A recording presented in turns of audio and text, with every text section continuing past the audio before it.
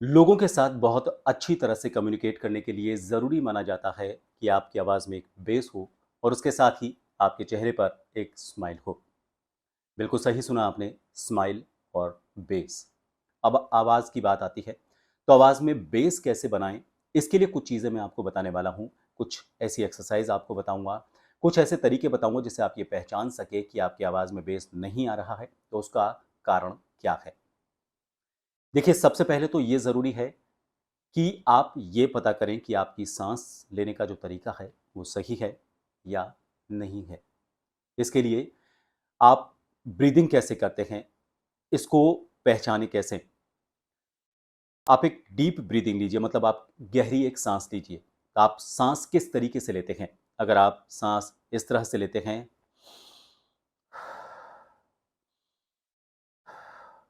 और दूसरा तरीका, कुछ लोग इस तरह से साँस लेते हैं। अक्सर लोग दूसरे तरीके से सांस लेते हैं, यानी कि जब उनको सांस लेने के लिए कहा जाता है तो उनके कंधे उठने लग जाते हैं। यही गलत तरीका है जिसकी वजह से हमारी आवाज़ बिगड़ जाती है। जब हम कंधे ऊपर करके सांस लेते हैं तो इसे शैलो ब्रीदिंग बोलते हैं। समझिए आप, हमारे यहाँ पर एक डायफ्राम होता है। ये जो डायफ्राम होता है, इसके ऊपर फेफड़े होते हैं और इससे नीचे पेट का बाकी हिस्सा होता है। ये डायफ्राम ही कंट्रोल करता है हमारी सांसों को। तो जब आप डायफ्राम को सही तरीके से कंट्रोल नहीं कर पाते हैं तो आप सही तरीके से सांस नहीं ले पाते हैं। इसको सही तरीके से कंट्रोल नहीं करने का पता आपको ऐसे चलेगा कि आपने कंधे उठाए हैं। अगर आपका पेट फूलता है, जिसको बोलते हैं टमी ब्रीदिंग, अगर आपका पेट फूलता है तो आप सही तरीके से सांस ले रहे हैं, लेकिन अगर आप इस तरह से सांस ले रहे हैं, यही गलत तरीका है जिसकी वजह से अक्सर लोगों की आवाज़ बिगड़ जाती है। शैलो ब्रीदिंग नहीं करनी, आपको टमी ब्रीदिंग करनी है। टमी ब्रीदिंग क्या होती है, इसे कैसे किया जा सकता है, इसको लेकर मैंने कई वीडियोस बनाए हैं। आप उन वीडियोस को देख के सही टमी जो ब्रीदिंग होती है उसका तरीका समझ सकते हैं। ये ब्रीदिंग का सही तरीका आपकी आवाज़ सुधार सकता है और गलत तरीका आपकी आवाज़ को बिगाड़ सकता है। तो इसलिए शैलो ब्रीदिंग नहीं, टमी ब्रीदिंग करें। अगला तरीका, आपको समझना होगा कि हमारी वोकल कॉर्ड असल में होती कैसी है। आप इस वक्त आप स्क्रीन पर भी देख रहे होंगे, जो वोकल कॉर्ड होती है उसमें असल में हमारे दो फाइबर्स होते हैं, दो तंतु होते हैं। उनके बीच में से जब हवा निकलती है तो हमारी आवाज निकलती है। इनका वाइब्रेशन अगर सही तरीके से ना हो तो आवाज बिगड़ जाती है। इनका वाइब्रेशन सही तरीके से हो, इसके लिए बहुत ज़रूरी है कि आप इनकी जो इलास्टिसिटी है, जैसे रबर होता है, अगर वो हार्ड हो जाए तो थोड़ा सा खींचने पर टूट जाता है। लेकिन अगर उसकी इलास्टिसिटी हो तो आप उसको ज़्यादा कम खींच सकते हैं, लेकिन वो टूटता नहीं है। ठीक इसी तरह से हमारे फाइबर के साथ है और इसकी इलास्टिसिटी को बनाए रखने के लिए ज़रूरी है पानी पीते रहें।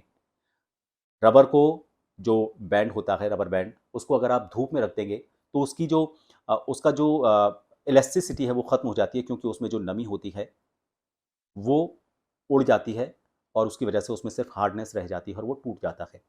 यही हमारे फाइबर के साथ है। आपने गिटार देखी होगी, गिटार के जब तार बहुत ज़्यादा समय तक हम इस्तेमाल करते हैं तो उनमें थोड़ी-सी हार्डनेस आ जाती है, फिर उसके बाद उन्हें बजाने में कठिनाई आती है। वो कई बार टूट भी जाते हैं।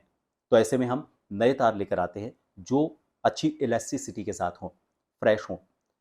हमारे गले के साथ भी कुछ ऐसा ही है। अगर आपकी इलास्टिसिटी इन फाइबर्स की बनी रहेगी तो आप इन्हें सही तरीके से इस्तेमाल कर पाएँगे, चाहे बेस के लिए या शब्दों के सही उच्चारण के लिए। तो इसके लिए पानी पीते रहें।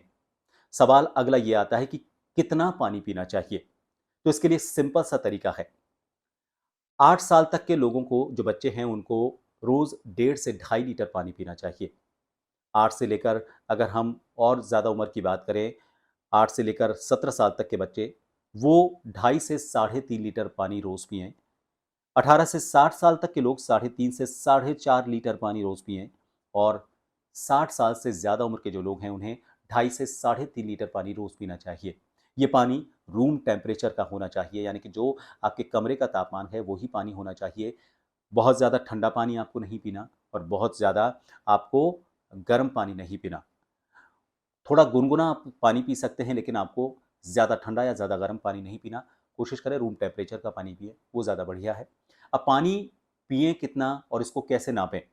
इसके लिए एक बॉटल आप खरीद सकते हैं, जिस बॉटल में निशान होते हैं कि इस बॉटल में कितना पानी भरा जा सकता है। मान लीजिए आपने 2.5 लीटर की एक बॉटल ली, तो आप ये अगर आप 18 से 60 साल के हैं तो आप ये मानकर चलें कि आपको रोज़ 1.5 से 2 बॉटल पानी पीना है। उससे आप अंदाज़ा लगाएँगे कि रोज़ आपको कितना पानी आपने पिया है। और पानी को एक साथ नहीं पीना, पानी को बीच-बीच में थोड़ा-थोड़ा करके आपको पूरे दिन में इस पानी की मात्रा को ख़त्म करना है। ये बॉटल आप चाहे तो ऑनलाइन भी खरीद सकते हैं, मैंने एक लिंक भी डाला हुआ है, आप सीधे वहाँ से भी उसे खरीद सकते हैं। ये बॉटल आपको बताएगी कि आप डिहाइड्रेटेड हुए हैं या नहीं हुए हैं। आपको बहुत ज़्यादा पानी भी नहीं पीना। आपको अगर ये लगे कि बहुत ज़्यादा पानी पीने से नमी बनी रहेगी तो बहुत ज़्यादा जब आपकी ज़रूरत है उससे ज़्यादा जब आप पानी पीते हैं तो वो भी आपके लिए नुकसानदायक हो सकता है। अगला तरीका यह है कि अपनी आवाज़ को डाउन टोन में रखें। डाउन टोन का मतलब बहुत ज़्यादा हाई पिच पर ना बोलें। लोगों की अक्सर इस तरह की बोली, "आप क्या कर रहे हैं? आप कहाँ जा रहे हैं?"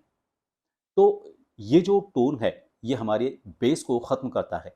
कोशिश करें कि अपने बिल्कुल लो पिच पर बात करें, इससे गले पर ज़ोर भी नहीं आएगा, आप ज़्यादा देर तक बात कर पाएँगे, आपको बोलने में कठिनाई नहीं होगी। और इसके साथ एक और तरीका आप अपना सकते हैं। अक्सर आपने देखा होगा जो फ़िल्म के आर्टिस्ट हैं, वो अपनी आवाज़ में जब लाइन को ख़त्म करते हैं तो एक लो पिच के साथ ख़त्म करते हैं। जैसे मैंने भी अभी लो पिच के साथ ख़त्म करते हैं। लो पिच के साथ ख़त्म करते हैं नहीं, मेरा नाम प्रभात कुमार शर्मा है। मेरा नाम प्रभात कुमार शर्मा है। लास्ट में जब आप जा रहे हैं, लेकिन ये ज़रूर ध्यान रखें कि लास्ट में जाते-जाते आपको बेस तो बनाकर रखना है, लेकिन शब्द का उच्चारण साफ होना चाहिए। ऐसा नहीं हो, मेरा नाम प्रभात कुमार शर्मा है सुनाई नहीं दिया क्योंकि आपने बहुत ज़्यादा पिच तो ले लिया लो, लेकिन उसका उच्चारण स्पष्ट नहीं हुआ। तो इसलिए लो पिच के साथ अपनी लाइन को ख़त्म करें, लेकिन उसका उच्चारण बना रहना चाहिए। अगली जो प्रैक्टिस करनी है आपको करनी है ओम की। ओम का उच्चारण को लेकर मैंने पहले कई एक्सरसाइज बताई हैं, लेकिन आज की एक्सरसाइज में थोड़ा-सा आपको इसमें बदलाव करना है। ओम का उच्चारण करते वक़्त जब आप म का उच्चारण कर रहे हैं, उसको ख़त्म कर रहे हैं, तो आपको म के उच्चारण में जो वाइब्रेशन होता है, उसको गले से लेकर और नीचे तक, नाभि तक, पेट तक उसको फ़ील करना है और उसको शिफ्ट करना है। जैसे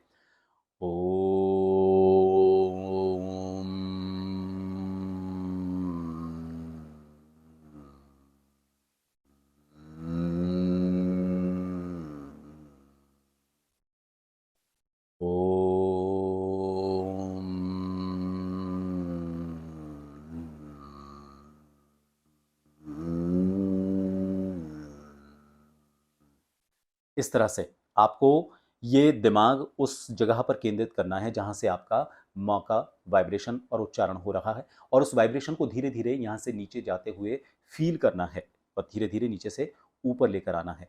ये आपकी आवाज़ के बेस को बढ़ाने के लिए बहुत अच्छी एक्सरसाइज़ है। सुबह-सुबह अगर आप इस एक्सरसाइज़ को करेंगे उठने के साथ ही, तो उस वक़्त चूँकि हमारा पूरा रेस्ट रात भर उन वोकल कॉर्ड्स को मिला होता है, तो वो बहुत अच्छे तरीके से आप कर पाएँगे और आवाज़ की टोनिटी को वो बहुत अच्छे तरीके से टोन कर पाएगी। अगला जो तरीका है, वो है नेज़ल जो आप साउंड होता है, उसको जिस तरह से निकालते हैं, उस तरह से आपको प्रैक्टिस करनी है। कुछ लोगों की नाक से आवाज़ निकलती है, उनके लिए भी ये एक्सरसाइज़ बहुत फ़ायदेमंद है। मसलन मेरा नाम प्रभात कुमार शर्मा है। नेज़ल में आप इसको कैसे निकालेंगे? मेरा नाम प्रभात कुमार शर्मा है। लेकिन आपको कोशिश करनी है कि इस तरह से आवाज़ ना निकले, आपको अपनी आवाज़ वैसी ही रखनी है जैसी आप बिना नाक दबाए निकालते हैं। मतलब मेरा नाम प्रभात कुमार शर्मा है। मेरा नाम प्रभात कुमार शर्मा है। ये हो सकता है थोड़ा-सा नेज़ल फ़ील दे, लेकिन बहुत ज़्यादा बदलाव नहीं होना चाहिए। मेरा नाम प्रभात कुमार शर्मा है, ऐसे नहीं। मेरा नाम प्रभात कुमार शर्मा है। मेरा नाम प्रभात कुमार शर्मा है। तो इस तरह से आप इसका प्रैक्टिस कर सकते हैं। आप इसे रिकॉर्ड करें, सुनें और उसके बाद ये फ़र्क महसूस करें कि आपकी आवाज़ में कितना बदलाव आया। कोशिश आपको नाक दबाकर भी ये करनी है, नाक बंद करके भी ये करनी है कि आपकी आवाज़ वैसी ही बनी रहे, जैसी आप बिना नाक को बंद करे बोलते हैं। ये प्रैक्टिस करें, धीरे-धीरे आपकी इस प्रैक्टिस से आप अपनी आवाज़ के बेस को सही कर पाएँगे, उच्चारण को सही कर पाएँगे। तो ये वीडियो आपको कैसा लगा मुझे ज़रूर बताएं। पसंद आया है लाइक करें, शेयर करें, सब्सक्राइब करें और उसके बाद जो उसके आगे बेल आइकन है उसे ज़रूर हिट कर दें ताकि जब भी मैं नेक्स्ट वीडियो बनाऊं तो आप तक उसकी जानकारी अपने आप पहुंच जाए। आप अगर थैंक्स बटन पर क्लिक करेंगे तो मुझे काफ़ी सपोर्ट मिलेगा ताकि मैं इस तरह के नए नए वीडियोज़ बनाता रहूँ। आप अगर ज्वाइन बटन पर क्लिक करेंगे तो खास मेंबर बनेंगे, उन खास मेंबर्स के लिए मैं समय समय पर कुछ खास टिप्स के वीडियोस बनाता हूं। आप इस वीडियो के बारे में मुझे कुछ कमेंट करना चाहते हैं, कुछ बात मुझसे कहना चाहते हैं, नेक्स्ट मैं किस सब्जेक्ट पर, किस टॉपिक पर वीडियो बनाऊं, वो मुझे कहना चाहते हैं तो नीचे कमेंट बॉक्स में लिख सकते हैं। आप मेरे सारे सोशल प्लेटफॉर्म से जुड़ सकते हैं। इस वक्त आपको स्क्रीन पर भी नज़र आ रहे हैं। इन सभी के लिंक नीचे डिस्क्रिप्शन बॉक्स में भी कॉपी किए हुए हैं। उन सभी लिंक पर क्लिक करके आप सीधे उस ग्रुप का हिस्सा बन सकते हैं जहां पर ये सारे वीडियोस अवेलेबल हैं। फिलहाल इस वीडियो को देखने के लिए बहुत बहुत शुक्रिया। नमस्कार।